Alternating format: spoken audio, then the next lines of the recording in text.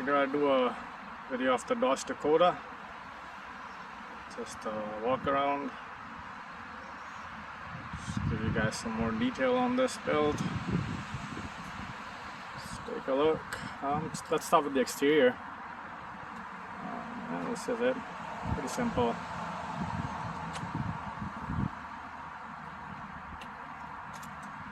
Guess we can start with the brakes. So in the front, I have GT500 rotors, calipers, 4-piston calipers. I think they're 14-inch. Really tight fit in the wheel. Take a look at that.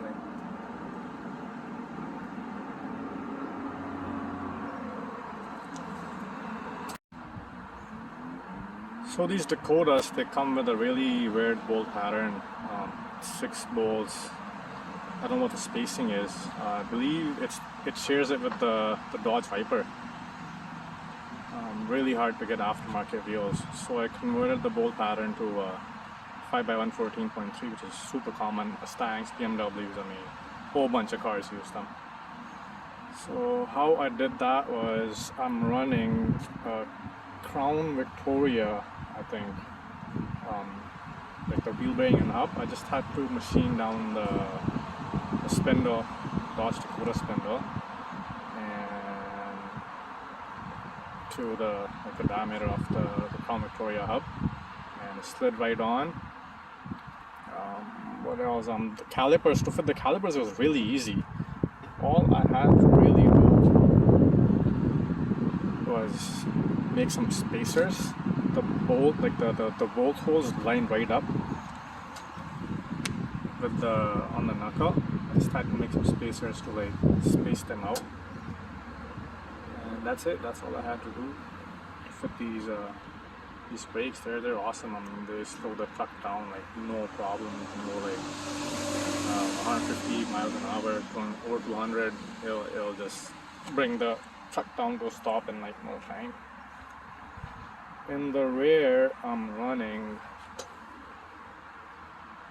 Ford 8.8 Explorer rear diff, and of course it comes with the bolt pattern that I needed, so that was really easy. Also comes with the rear discs. The stock Dodge Dakota had the drums in the back.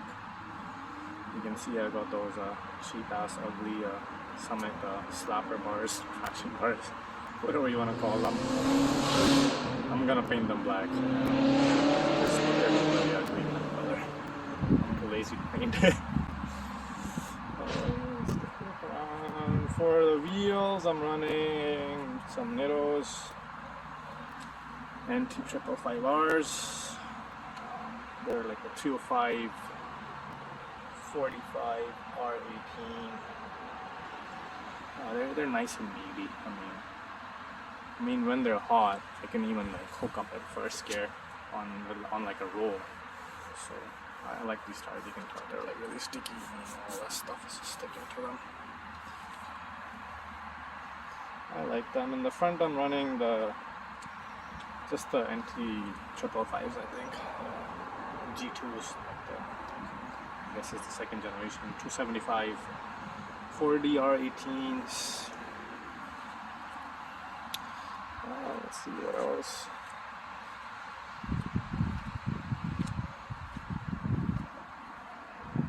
Take a look underneath. The bumper's all rusty. To paint that. I'm running a 4-inch exhaust all the way to the back with 2 mufflers. I don't know if you can see that there. That's the rear diff. It's pretty easy. I mean, just welded some brackets for the springs. I did put I lowered it by putting those blocks. I know that's not the best way to do it, but it's cheap and easy. Yeah, so I was saying the exhaust is 4-inch all the way back, 2 mufflers.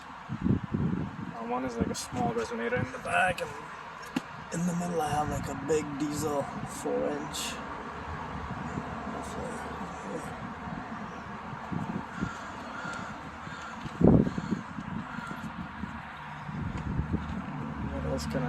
about this truck. So you can take a look inside. It's pretty basic inside. It was a manual truck originally, so the brake pedal is still like a manual pedal.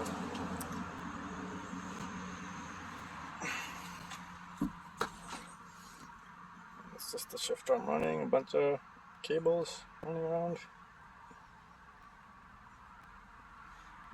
Pretty simple. Just a boost gauge here. Yeah, fire case down there, and of course grocery bags.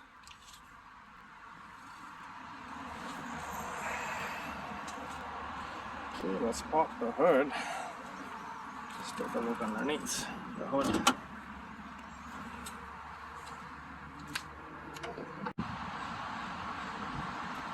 Alright, it's pretty ratty looking underneath the hood. I mean, I threw this truck together in like 2 months, so I just like did whatever was necessary to get it going. As you can see, it's pretty basic. Still running the stock GM computer. I haven't even changed the battery terminal. It's nice and rusty. It's like it controls the boost, right? Going fast, just like shakes and.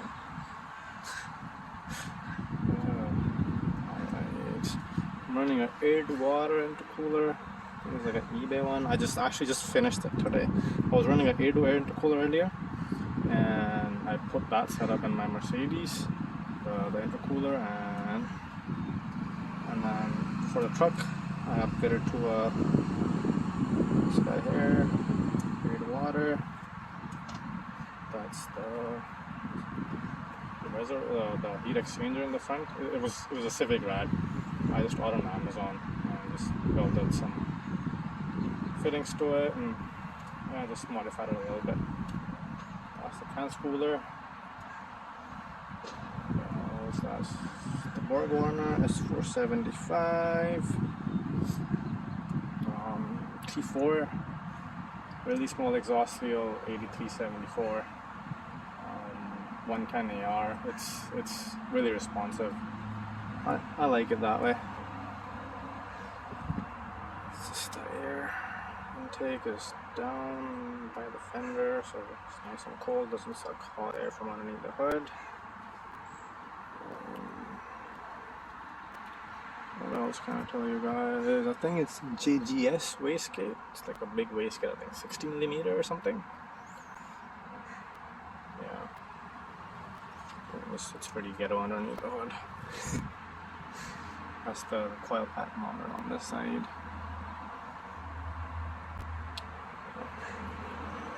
What else can I tell you guys? Other than that, I'm running a 4L80E.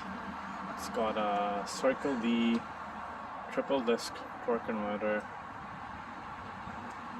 I think it flashes to about 2800, 3000. You just step on it, and then once you start building boost, it goes to just over 3000, 3200, I think. So it's tight, but I drive this thing around town, so I don't mind it. I don't like really loosey-goosey torque converters. I don't like the rubber band effect that comes with like a really loose converter, so I'm happy with it. What else? For the injectors, I'm running. I think I got these off of a Mustang, like the 5-liter Coyote. I believe it comes with like the supercharger kit from the factory. Like when you buy like I can't remember exactly. Anyways, they flow like 50 pounds or something, and I decap them, and then they flow right around 100 pounds. So I'm happy with that. Just running a single Walbro. Can't remember, is it like 450, something like that? Yeah. One of those pumps. ZR1 map sensor.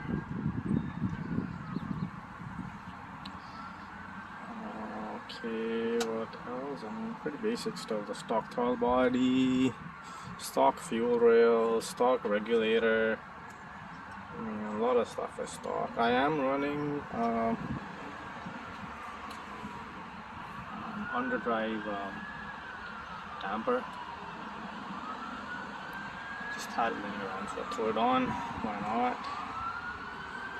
There's the intercooler pump.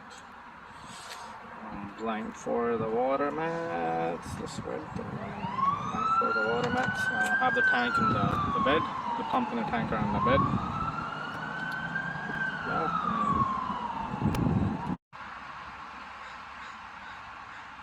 So the engine is just a 5.3 Gen 4 aluminum block. 243 heads. I think it comes with 243s.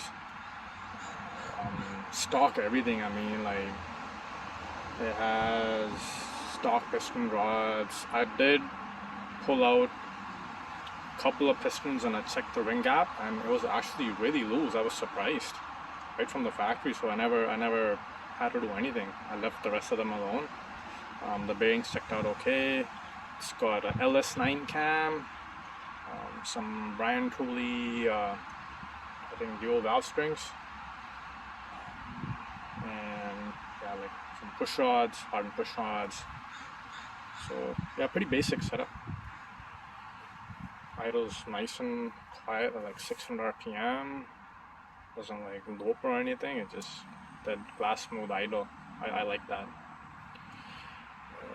What else about the engine? Yeah, I'm running like reused head bolts.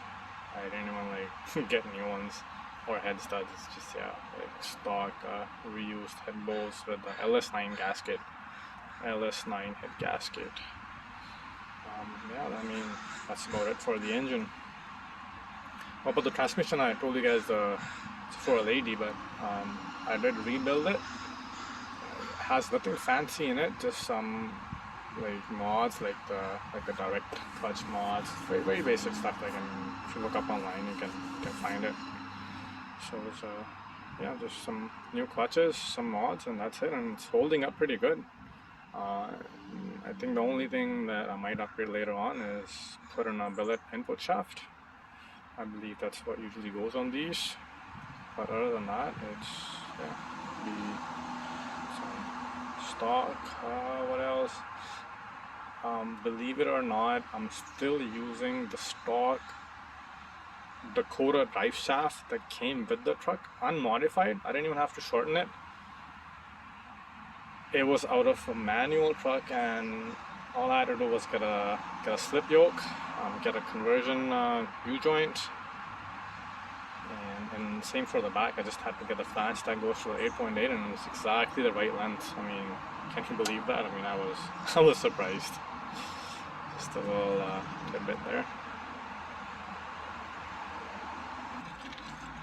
For the engine management, I'm running the stock computer, tuned by me. I'm using EFI Live, speed density, 3-bar, pretty basic stuff. No blow-off valve. I believe I put like over 10,000 kilometers on this thing with a blow-off valve, and I'm okay with it. I actually like the sound of the compressor surge or a blow-off valve.